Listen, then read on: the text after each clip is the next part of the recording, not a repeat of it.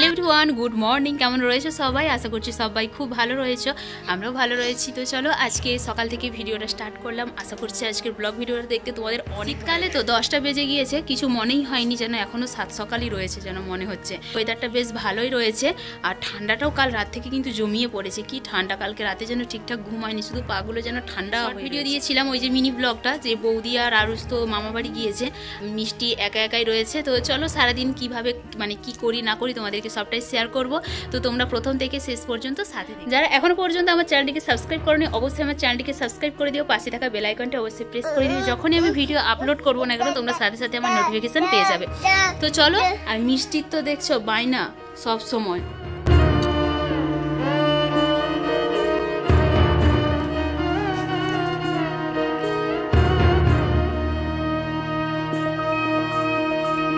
মিষ্টির হাতে দেখতে পাচ্ছ বায়না করে আমার কাছ থেকে নিয়েছে। আর এদিকে এই যে দাদা বৌদি পিসি সবাই চলে এসেছে। আমি এই যে ওপরে এসেছি কাঁথাগুলো নিতে, ও চলে এসেছে। এই যে মিষ্টি তো সব সময় ঝাড় দিতেই। মায়েরা তো বাজারে গিয়েছিল, সেই জন্য এই যে মাছ এনেছে আর বাজার থেকেই কাঁঠালটা কেটে এনেছে। আর মিষ্টির তো বেশ কয়েকদিন আগেই তো এই যে পিতলের চামচটা ভেঙে গিয়েছিল, আবার এই যে এনে দিয়েছে আমার মা। আর এই চামচটা বেশ বড় সড়ো রয়েছে আর মজবুতও রয়েছে, খাওয়াতে কিন্তু খুব সুবিধে। সকালে ব্রাহ্মণ পুজো করতে এসেছিল, তারই প্রসাদ। আর এই দুধ মাখানো চিড়েটা না খেতে আমার খুব সুন্দর লাগে, তার সাথে একটু যদি নারকেল কুড়ো হয়। আর এই যে পিসিরা পুজো দিতে এসেছিল চণ্ডী মায়ের কাছে, তারই এই যে সিঁদুর কপালে দিল। আর এদিকে মিষ্টি তো দেখো না, সব সময় বিড়াল কুকুর এদের সাথেই লাগতে থাকে। আর আমার মায়েদের এখানে সব সময় বিড়াল কুকুরের উৎপাত আর কি, মানে সব সময় এখানে থাকে। ওদের উৎপাতের জন্যই দুধারে গ্রিল বসিয়েছে। কাঁঠালি চোরের তরকারি হবে, সেই জন্য মা আলুটা কেটে নিচ্ছে। পিসিরা দিদাদের ওখানে খাওয়া দাওয়া করবে, কিন্তু আমার মা তরকারি রান্না টান্না করে দিয়ে আসবে আর কি। এদিকে দেখো কাঁঠাল আর আলুটাকে সেদ্ধ বসিয়ে দিয়েছে। যেহেতু এখন স্টোর কাঁঠাল, সেই জন্য একটু বেশি করেই সেদ্ধ করতে হয়। এদিকে আলু আর বেগুন ভাজা হবে। আমার তেল প্যাকেট কেটে গড়াতে না খুব বিরক্তিকর লাগে, কিন্তু আমার মা যেহেতু রান্না করতে লেগে গেছে, সেই জন্য আমাকে বললো যে তুই তেলটা গড়িয়ে দে। মায়েদের রিফাইন্ড তেলেই রান্না হয়।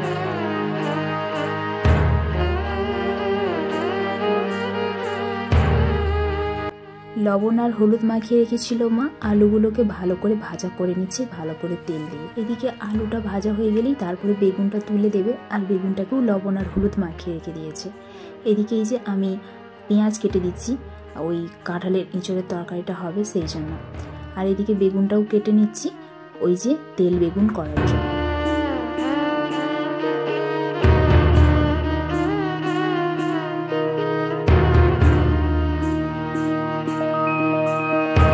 আমার মিষ্টিকে না আলু খাইয়ে এলাতে পারবে না, ও প্রচণ্ড পরিমাণে আলু খেতে ভালোবাসে। দেখো আলু দিয়েছে আমার মা, দুটো দুটো করে দিচ্ছে আবার আনতে। আমার মা যা যা রান্না করছে করে নিক, আমি লাস্টের দিকে করব। এদিকে দেখো ডুমো ডুমো করে পেঁয়াজ কেটে রেখেছি আর বেগুনটাকেও কেটে রেখেছি। মিষ্টি আবার এসেছে আলু আনতে, খাবে। বেগুন ভাজা দিয়েছি, একদমই খায়নি, কান্না করছে বেগুন ভাজা খাবে না। এদিকে দেখো এঁচড় আর আলুটাকে সেদ্ধ করে নিয়েছে। এখন মা মেয়ে মিলে যাচ্ছি দোকানে পাঁপড় কিনতে।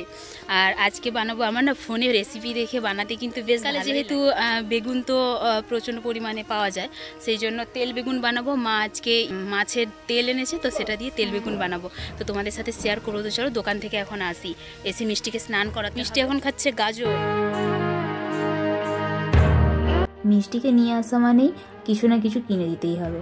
আজকে আমি ওকে চিপস কুরকুরে এইসব কিছু কিনে দিইনি, আজকে এই যে সতমলা নিয়েছি খাবো বলে। ভালো দেখেই তো পাঁপড়টা নিলাম, দেখা যাক ফোলে নাকি। দোকান থেকে এসে দেখছি যে মায়ের তো তরকারিটা হলো শেষের পথে, আর কালারটা দেখেছো দুর্দান্ত হয়েছে, কিন্তু এখন এটা ফুটবে, ফুটলে তারপরে না। ওদিকে কাপড়গুলো পরে রয়েছে, মা ধোবে। আর এদিকে মিষ্টিকে স্নান করাবো, সেই জন্য দেখো গামছাটা পরিয়ে নিয়েছি। আর ওর আর্টিস্ট দেখো না, সব সময় টিয়া পাখি। আর আমার মিষ্টি না পশু জন্তুদেরকে খুব ভালো, ছোট বয়সে নিজে না খেয়ে ওদেরকে দেয়।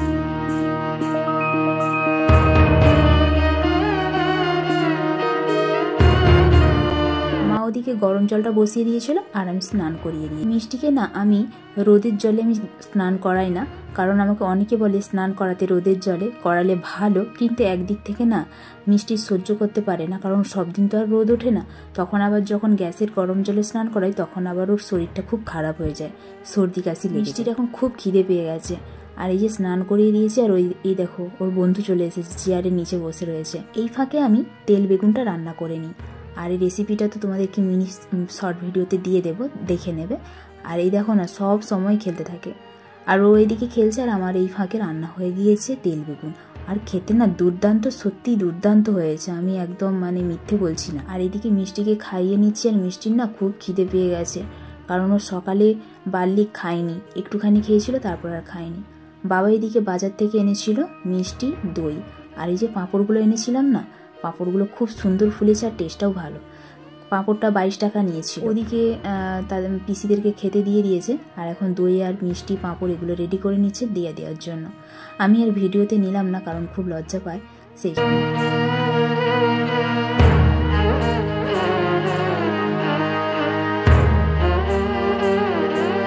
হ্যালো বন্ধুরা, এখন দুপুরবেলা, এখন ঘড়িতে বেজে গেছে ঠিক ওই 2:30টার মতো, 2:45 এরকম হবে।